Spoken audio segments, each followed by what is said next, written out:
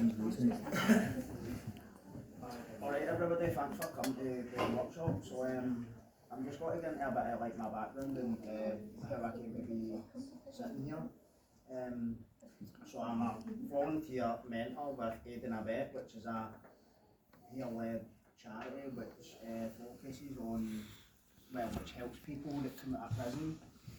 And I had never heard of Aid and Abet, funnily enough, when I came out of prison, but I'm going to get into how I ended up there.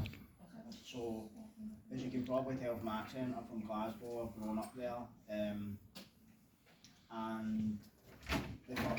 the first kind of 6 years of my life were kind of tranquil and stable, but when my parents had me and my older brother, who was only 10 months older than me, I was only 17, so you can imagine the stress of caring for two young kids at that age. So my dad got involved in hard drugs, so did my mum, but we didn't know my mum, and we stayed a lot with my grandparents. But my life was kind of, I wasn't a bad kid, I wasn't like doing bad shit. Like obviously kids are kids, you know what I mean? But when I hit my teenage years, my father died of a drug-related incident, which totally transformed my nature, my thinking, my personality, absolutely everything about me. But I didn't know at the time what this meant. I didn't know until I went through a lot of other stuff. So what I mean by that is, like, I'm 42 years old now, so I'm not a 14-year-old kid. Obviously when you're that age, there's a lot of shit going through your head, there's a lot of stuff you don't know how to handle or how to deal with.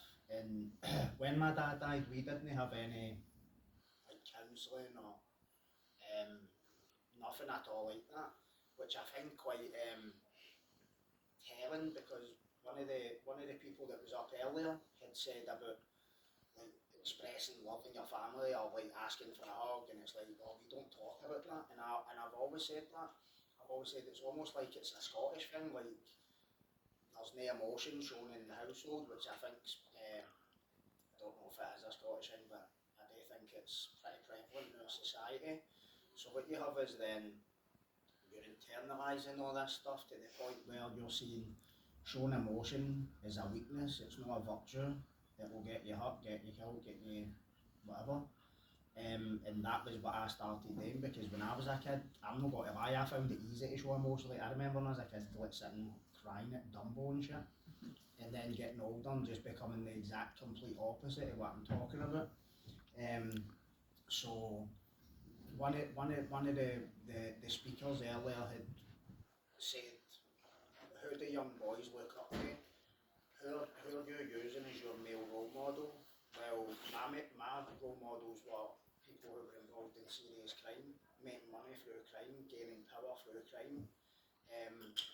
So I put that down to the fact that my dad wasn't much of a dad. Like, I learned how to be a dad through the mistakes my dad made with me and my brother. So I get heavily involved in gang fighting at a young age. I remember the high school that I went to, there was like about 5 different schemes that went to this school, and just about every single person who was from my scheme was expelled from this school.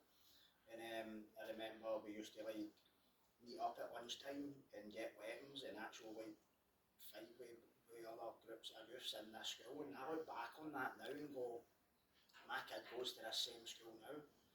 And I look back and see, when I hear things like that, it gives me the fear. It's the first time I was ever stabbed, I was 14 years old. I had 80 stitches in my left arm. When I was 20, I nearly had 3 fingers cut off. But see, this is the thing, like, I'm not sitting here saying to you, oh, poor me, poor me. I was putting myself in those situations. If you're putting yourself in that situation, you need to be stopping and thinking, going, why am I doing this? Because I'm going to tell you something now, like, see, now, these days, I think there's a lot of people that are, a lot of youngsters, especially where I live as well, it's like they're trying to perpetuate this, like, You know how any's ever seen Top Boy? Yeah. So see that culture.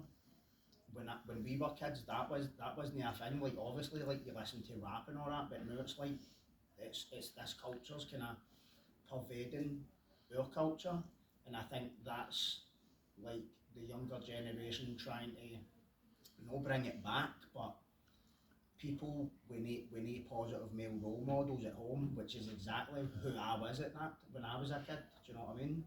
So that the whole culture, it just changes its face.